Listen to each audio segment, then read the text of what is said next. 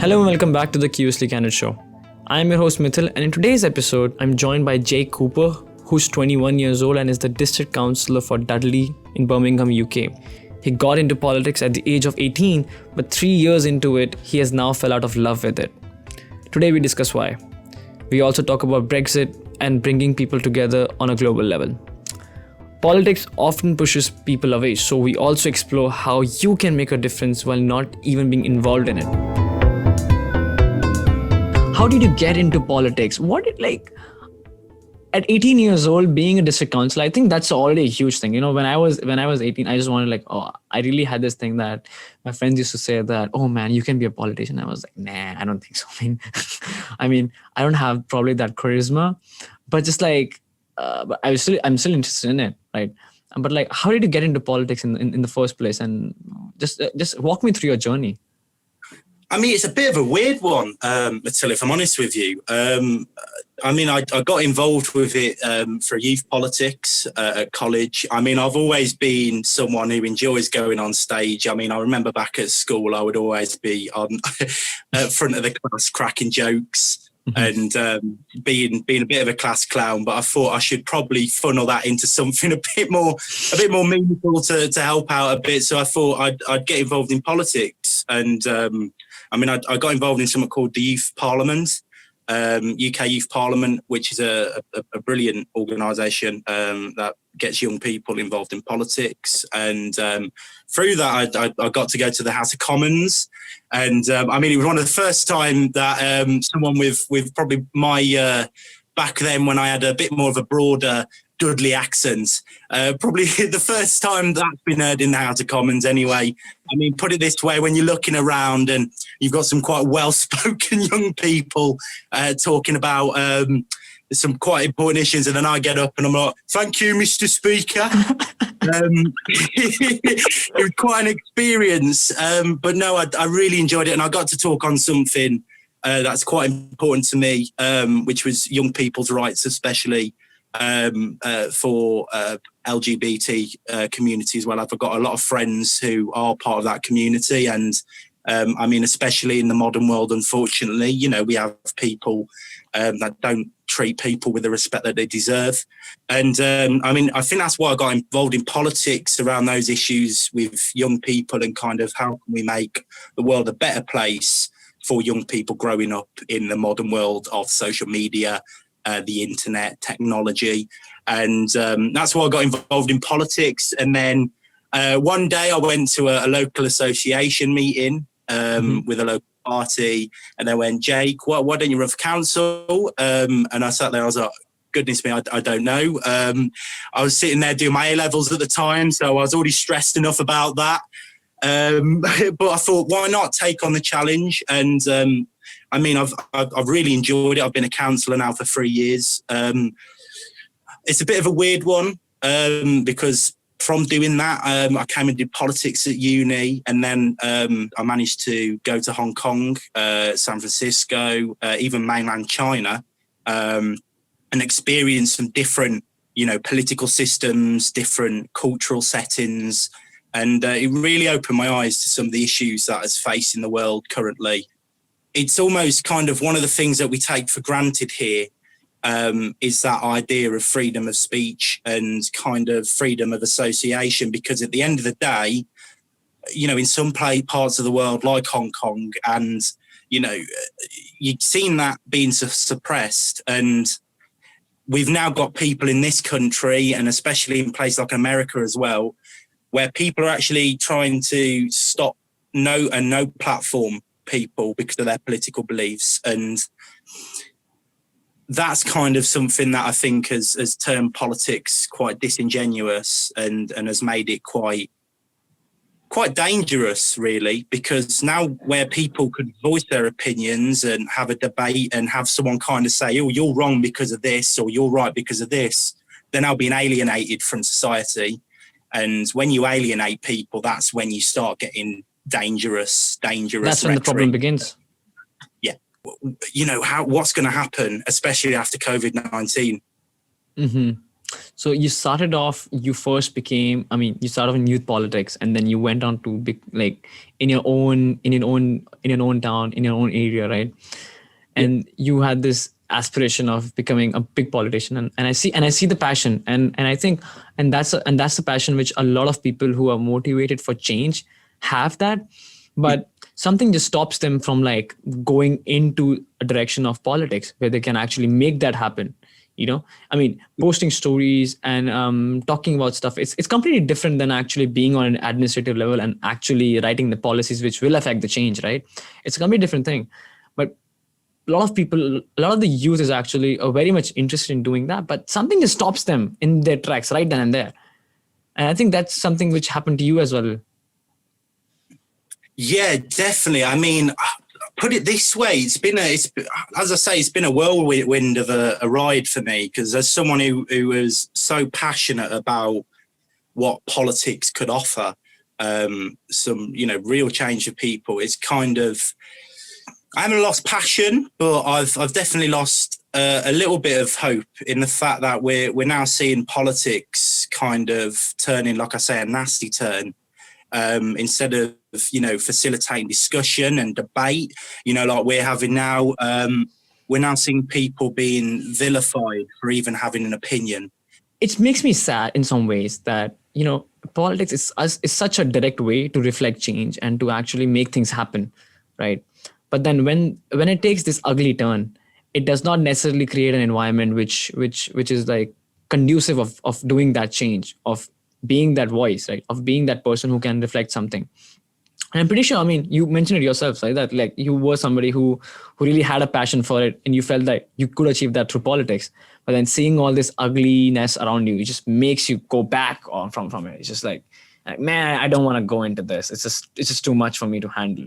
I mean, I would less so kind of go, I don't want to go into it. More so kind of looking at politics a bit differently to how I used to look at it. I mean, I used to see politics as, this system of no kind of, the system, as I say, that is the vehicle for change. That's how you kind of have to implement change. But as I say, being a politics student as well, I've seen a lot of young people at university who've kind of gone into politics, with this this massive level of commitment and dedication, to that field, and, wanting to make a real change. But then that's when the muddy side of politics kind of gets involved and kind of severs that dedication and that passion for it, just because of the fact of how, how not complex, but how different politics has become and how dangerous it's become. I can't say I don't understand. I do understand why it's become the way it is. At the moment, with a financial crisis, with the rise of post-truth politics, we people are beginning to question, rightfully so, what the media says, what politicians say, and it's becoming, there's a lot less trust in the political system, unfortunately. For rightful reasons in many cases. And, I spoke to the producer of the show, Chloe, actually, about, the other day about, some of the problems that you guys are experiencing over in Hong Kong. And it's some of this stuff you don't even see in British media. We had a bit of it when the protests were going on originally. Right. But you don't even see some of these. You've got concentration camps in parts of the world now. Whereas when we had the same thing in Europe, just under 100 years ago, it was such a terrible thing. It was something that we looked at and we thought, we've got to tackle this, and that's why we had a war. And we're now seeing that happen again, and it's not being reported on as much as it should be. In the media now, you get, pictures of Ed Miliband or Boris Johnson with tea and eating a bacon sandwich instead of talking about their policy points. And, it's almost like politics has become a reality TV show. It has. It really has become a reality TV show. You do what appeals the headlines. You do it for the headlines. You don't do it just because it's right or just because it needs to be changed, that you feel like you want to be a voice of change. You do it because you want to be a voice of the news. You do it because, and rightfully so. I mean, Boris Johnson, Trump, and these are characters which do it for the headlines. And it's just like, what happens is that when you deter the youth from entering the politics, you're leaving the current political climate to be of a generation which is not going to last for long, right? And the policies, everything that they do is kept in total oblivion of what the youth, which is going to experience the real impacts of these policies out of it. And yeah, no, 100%. And I mean, as I say, I am very disillusioned with the state of politics at the moment, but there is a glimpse of hope there as well, as you say. I mean, because if we don't get young people involved in politics, then and almost kind of provide, as I say, that not education, but the resources there for young people to look at the issues that they want to tackle and show them how they tackle those issues and how they can go about it in the modern society, then, as you say, we are going to be left with a political class that won't meet the needs of the new generations to come. And, it's something where we've actually got to look at politics not kind of as you say, as this thing where it's this rigid, this unmoving object. We need to see it with a bit more fluidity and kind of look at it as something that does change, and that's something that does kind of needs to move with the times anyway, and kind of, grow, because we've got, especially from COVID-19, we've seen advances in technology now as a result of this pandemic that, we wouldn't have even thought of before. I mean, Zoom, what we're using now, that has taken off astronomically because of the pandemic, and people are using stuff like this a lot more, and we're becoming ever more interconnected as a society globally. And that's something we've got to look at, in more detail, and kind of how we cooperate and work together globally, after the pandemic. Like, you're absolutely right about like us having this interconnected world, and like us like being more collaborative, right? And to me, the most recent incident of going against this ideal philosophy comes to my mind is Brexit, and moving away from a spot where we feel like, well, I mean, everybody acknowledges that, and especially in this pandemic, we've all realized that the collaboration is the most powerful weapon to solving any problem. We can do anything if we unite our resources together, if we pool our talent together. And when Brexit happened, and I'm pretty sure you know what the deal is, and what your party did exactly, right? And what we have reached to, it fundamentally goes against that fundamental ideology.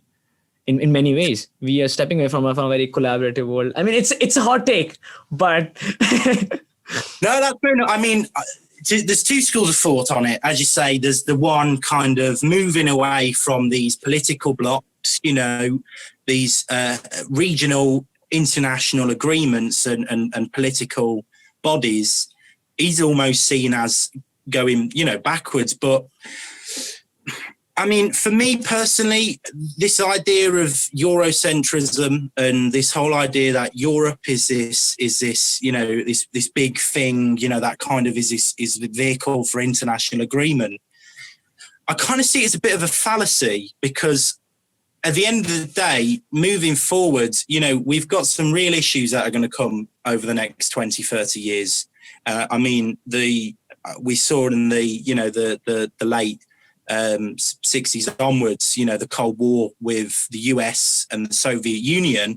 I mean, I only see something like that happening again, but with China, the US, Europe, and it's almost creating these blocks of people, like I say, these cliques of people. And I kind of see Brexit as a way of Britain going against that, thinking, no, we can't be having these cliques, these separate communities to each other.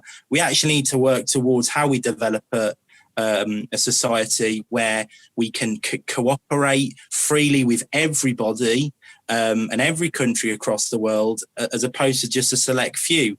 Because, I mean, Europe is only one of the biggest examples of mass protectionist policy, for a large amount of countries. I mean, the agricultural policy absolutely decimates Southern Hemisphere countries' agricultural economy. I mean, Africa, because of surplus agricultural goods made by the Common Agricultural Policy, that then gets injected into African agricultural markets and absolutely decimates their farmers' economy, leaving them without, ways and means of earning money. And I mean, these are the problems that we're having, because we're going, yeah, okay, we need to work together with our neighbours, brilliant. But then by doing so, we also actually negatively affect other developing nations and other potential trading partners in the future. And I mean, looking at Africa as an example, especially for Britain post-Brexit, I mean, we're going to see a global shift, especially as China, countries such as Vietnam, Bangladesh, who are currently, the manufacturing heart of the global economy. We're going to see that shift as those start to become more service-based economies and more tertiary sector, quaternary sector economies. And that global shift is going to start moving to places such as Africa. That's why China's investing in Africa so heavily, because they know that that's going to happen. And for us in the future, I mean, personally, as I say, it's a difficult one, because, as I say, I mean, I champion nothing but international cooperation. I mean, we're going to have something, especially when it comes to climate change, especially when it comes to the issue of the state of, the world when it comes to China and the US, especially as China emerges as an economy after this pandemic. I mean, they haven't had any lockdowns at all, and that's going to have nothing but massive benefits to their economy. I mean, Chinese exports have already, I think, gone up fourfold. Massive increase. Massively. And this is what we're gonna see China come out of this as a much better position than they were before the pandemic. And we need to look at the money doubled. Yeah, and this is it. I mean, and we, in a world where we see, a country that is so different to where I'm from anyway, UK, US, even Hong Kong, a country that's got a different political outlook, that is going to emerge from this as a major, as a I don't want to say a major winner, because no one's won from the pandemic at all. There's been deaths on terrible levels, but economically a winner from it, especially. It's going to be quite interesting to see. And I mean, I think Britain now kind of needs to look at how we operate in the international community. And we can't sit there and have these nationalist ideas of we can't, if you're not British, or, you're not a British company or whatever, we can't have a relationship with you. We need to start looking at actually, yeah, all right, Britain has now regained its sovereignty over of most laws now, of all laws from the European Court of Justice. So we're now actually in control of domestic policy, especially in some areas again. But now we need to look at kind of, international policies. And because that's my problem with the European Union. I mean, a lot of people said it was based on immigration and stuff like that. My main issue was the fact that it was removing domestic policy from the domestic realm and putting it somewhere where it's nothing to do with the people where it serves. It'd be like taking Dudley Council policy on the bins and giving it to the national government. It's like, no, it needs to be localized, because it's local policy. But I get both arguments. I'm not one of these people that sit there and go, Brexit is nothing but butterflies and dandelions and beautiful things, because there are challenges that arise from us leaving the European Union. Don't get me wrong, but at the same time, I kind of have a strong hope that with that we can now kind of hopefully push towards saying, let's not have these regional, blocks and kind of, have these, US, China, Europe.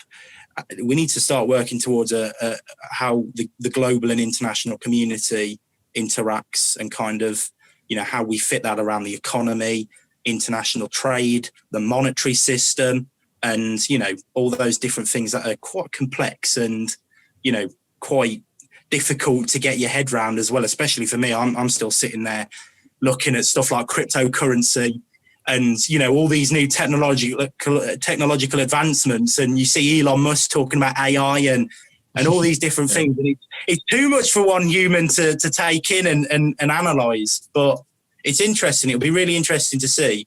And I mean, like I say, I mean, it's going to be a weird one, Mathilde, because as I say, I mean, as a lad from the Black Country in the UK, Dudley, one of the ex-hearts of the manufacturing in the UK, quite a working class area, I see nothing but hope among people when it comes to this Brexit, result, and with us leaving now, because people have got kind of, as I say, lost faith a lot in our financial institutions, in our political institutions, but now people are starting to kind of think about different ways in which we operate with things and kind of look at how we can take this thing that some people kind of see as this, anti-globalist, movement, and kind of take it away and say, actually, no, this is going to make us more of a player in the global economy and in the global political realm,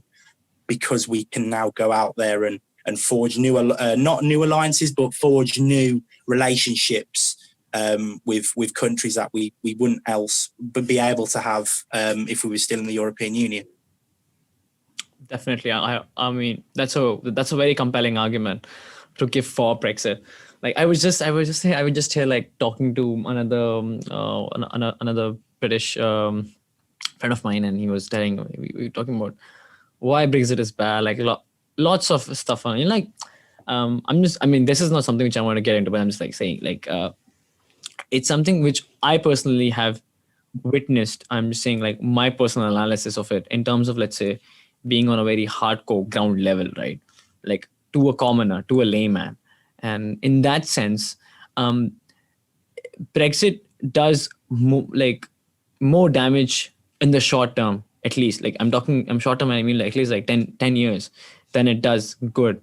And my only fear with Brexit is, and I would be happy that, I'd be more than happy that UK emerges more stronger than ever, right? But my only fear with Brexit is that in these short term, which even the UK government itself predicts, right, 5% downfall in the GDP thorough output for over the next 15 years at least.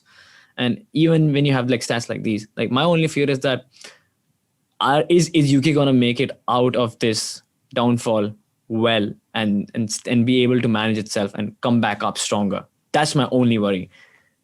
I mean, see, I don't see any problem with being a sovereign state. I mean, I agree with you about the part that domestic issues are domestic issues. They should not be handled by the European Court of Justice. It just went, it's good when it comes to trade, right? But when it goes to handling these matters that's way too much.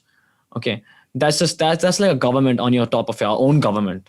That's my. I mean, it's a difficult one because obviously we're not going to know the effects of Brexit for the economy, fully until we've lived through it. But I mean, statistically, now we've got a trade deal with the EU, unfettered trade without tariffs. It's going to mean it's a lot for the UK. That's a big deal. And I mean, we've done quite well in securing this deal.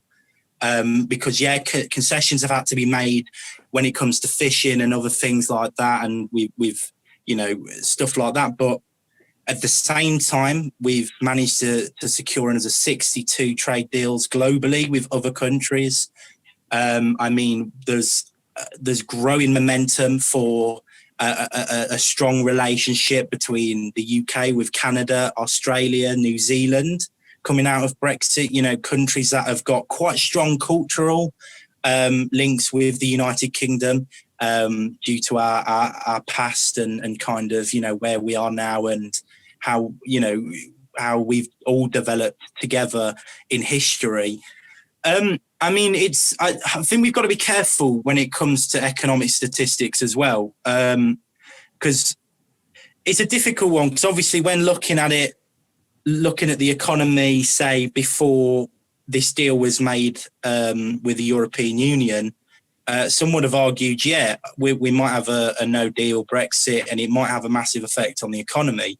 But now coming out of it, we've got the IMF saying that British economic growth is going to grow by 6.1% because of this deal now that we got the EU over the next year. GDP for the UK is going to increase by 23% above France by 2035. And, we're seeing, and this is the IMF, quite a very reputable international institution, saying that Britain, can only seek to benefit economically from it. And a lot of people have been worried as well about, the weakening of the pound and stuff like that. But that as well, economics, that benefits UK exports because it makes them more cheaper and more competitive in the market. That's only going to, people look at that as a negative, but that's only going to help UK exports. But so we're never going to know 100% and we're never going to fix every single problem. But that doesn't mean that we don't look at change as a bad thing and kind of think, well, hang on, if we change from this, we're gonna have one of these events, because if we stop change, then we're not going to develop. And see, the thing is, when it gets speculative, it's always a thing which is like, you can't really predict. I mean, we can of course hope for the best, right? And somebody's going to say something else based on their own assumptions, and it's just going to be a speculation until we see what the real thing happens. But I see your complete argument, and I see total sense in it, and I'm not dismissing it either. I'm neither saying that Brexit is completely a failure or anything like that. All I hope is that Britain gets good out of it. That was the main agenda going forward with Brexit in the first place. So I really hope that motive is achieved. 100%. And this is kind of what I enjoy. As you said before, politics is kind of has broke down a little bit when it comes to discussion, and people don't have discussion anymore. It's a lot of you're wrong because of this, and you're not a good person because of that, instead of having this debate like we're having now. This is what politics should be about, is sitting down with people and having debates. Like the political philosophers of the past sat down and would talk about stuff like this and would discuss quite harsh ideas, don't get me wrong, but when harsh ideas are discussed among a diverse community of people with different views, you are able then to narrow it down and kind of say, this is why that's not that good, mate. This is why you probably shouldn't think that. And you kind of get rid of these ideas, and it helps to filter it out. But when you create echo chambers, which we're unfortunately seeing, where people are not facilitating debate, and I'm not going to lie, I'm sorry, Mark Zuckerberg, but social media has played a massive part in that, especially Twitter. And let's say, for the vaccine, you've got people who are saying, Bill Gates is trying to sterilize us and all that. And then you got people who are going, hang on, no, these people are idiots. And then they will print them across the papers. They'll print them across social media, make fun of people, for having these concerns. I'm not actually, these people are just concerned about their livelihoods. They are concerned. They have seen political systems and people in power, that have done atrocities, right? Who have committed atrocities, done some really, really bad things behind closed doors. Look at Jeffrey Epstein, someone who was trusted in that sector as we find out he's actually a paedophile, and where that makes people concerned about, the trust that's held within some of the people that hold power in the world. And it's rightfully so that those people might be concerned about things, but you've also then got to sit there and go, no, don't take the mick out of these people for having those concerns. Show them why those concerns are not really, why they shouldn't be concerned about it. Because at the end of the day, I mean, me personally, I don't think the vaccines, trying to sterilize us and that Bill Gates is, injecting Microsoft Windows into our arms and stuff. I mean, that's a bit of an over-exaggeration, but you know what I mean? But at the end of the day, I'm not going to sit there and say to someone that their concerns are not justified when they're scared about something like that. Because at the end of the day, we've seen cases in the past when vaccines have caused issues. Vaccines have caused some serious problems. And, people are concerned about it. But at the end of the day, the only way that you're going to tackle concern and fear is by showing people why why they shouldn't fear it. Because at the end of the day, if you just sit there and go, oh no, you're calling people stupid off because you think that, and that's all you see on comments on Facebook now. You're just pushing people further into that fear and that's dangerous, because when people are scared and people are seriously worried, humans, when we're in that position, we do some pretty irrational things, and we do some pretty, some things when we're not scared, we probably wouldn't do. And that's sad reality of that is dangerous. Yeah. Because you know what? I've got some brilliant friends who are socialists and Marxist. And even though I don't agree with them, I will still, when COVID's not a thing, I still go down the pub with them, have a lovely pint, a pack of pork scratchings, and a lovely chat about politics, what their views are. I'll say what my views are. And we end up finishing the night, having a laugh and talking about other things as well, not just politics. Goodness me, I'm not that bad. But and it kind of fosters better relationships with people, and that's kind of where politics needs to go in the future. Yep. But we can only hope in the future, that we can start to look at things a bit, especially after this pandemic. I think a lot of people, especially me, have kind of from this being the things that we take for granted, when it comes to politics and when it comes to life, especially. And it's something that I look at now, I look at now at who I was before the pandemic and who I am now. And I sit there and think, you know what? Don't get me wrong. It's been awful. It's been terrible. It's been one of the most horrible events in history, this pandemic, because of how many people who have suffered. But I think there is a silver lining in there, because we are starting to see this, this kind of community spirits kind of come back. And we even had here people sat outside clapping for the NHS, people going out there. I mean, Captain Tom Moore, who raised, millions for the NHS, stuff like that kind of brings hope to me to kind of say, you know what? Yeah, there are people out there that want to have these discussions, that kind of want to do these good things for society.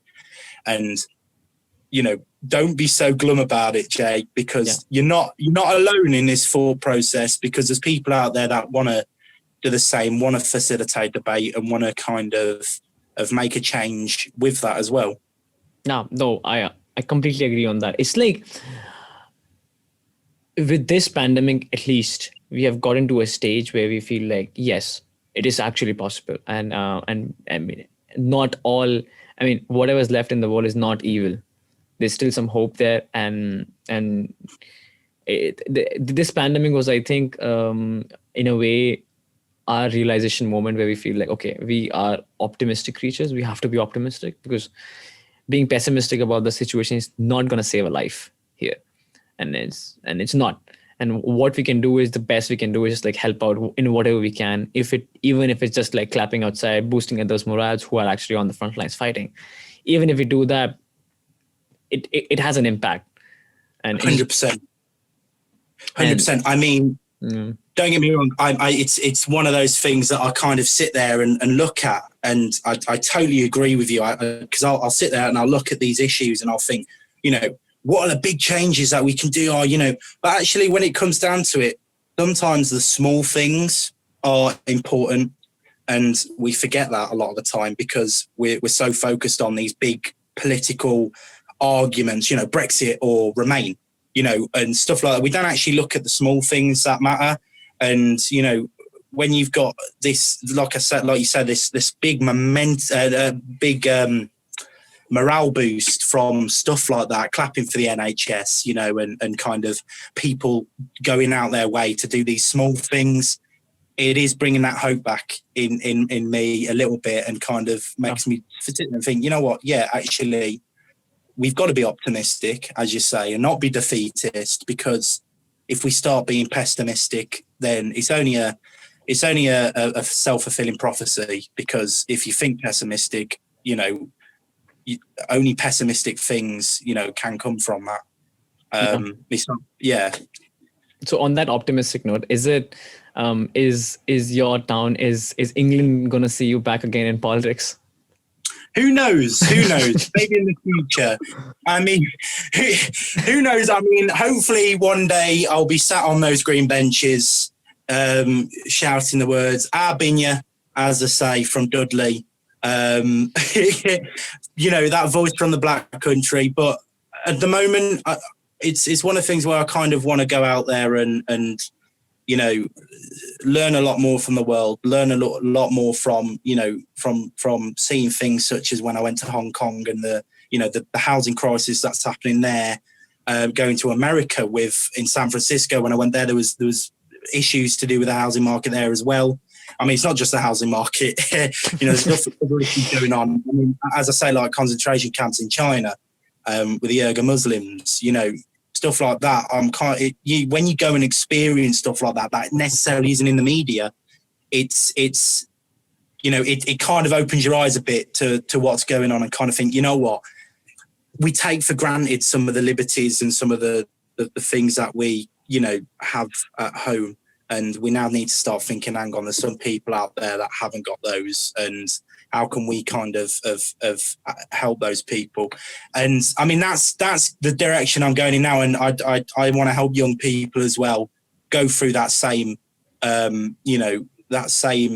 journey, because I would now encourage young people to, instead of just jumping into politics and kind of getting into that world now that has become a little bit, the thought of politics, the original idea of change and making change, I believe anyway, has kind of broke down a little bit, and it is now just a reality TV show. And I would tell young people, or encourage young people, to kind of look at that and think, you know what changes do I want to make, and how can I do that outside the political realm? Because we're now seeing entrepreneurs going out there and using the, whether you agree with capitalism or not, using these capitalist structures and these things that are available out there to make some brilliant changes. I mean, we're now seeing things that are very different to how it was, before, where we had things such as Bretton Woods Standard in the 1970s, where the US dollar was the go-to national international reserve currency. We're now to the floating systems where everything's on the market, supply and demand, and we're now seeing new assets come out, that don't even exist, that's on our phone. You can now buy a property on a virtual application for thousands of pounds, and it doesn't exist. You can't go there, it's just on your phone. And stuff like that is kind of bringing in these new ideas and these new ways in which we can kind of build a system around it. And I mean, especially for politics, I mean, the development in blockchain technology and quantum computing means that we might be able to, in the future, have a voting system, where it's end-to-end encrypted and can't be affected, electronically. No election fraud. I mean, when you see the things that happen in, all these ideas of the American elections being tampered with by the Russians, I think it was like in 2016, those allegations. Yeah. And, serious things, that's bringing some serious like questions to the global, election law and elections globally. We can actually, you've got people now that are coming out with new technology that kind of tackles these issues and says, yeah, that might be the case. It might not be the case. I don't know what Vladimir Putin does on a weekend. But you've seen people who are looking at these potential problems that can be problems and going, yeah, how can we solve that? And that kind of is a hope that's where my hope lies now, in young people that are going out there and going, instead of kind of joining up to a political party or getting into politics and then going down that road, of kind of this politics of this sport almost, of politics, of this this reality TV show that we're seeing now where everything revolves around how Ed Miliband eats a bacon sandwich, or how Boris Johnson, what his hair looks like. We can start to look at actually, what are the problems in the world? What are the problems in the world, and kind of how can we tackle them, and how can we use real world applications and our understanding of those applications to solve problems in society. And that, I think that's where we've got to kind of move forward and help young people get to that point as well.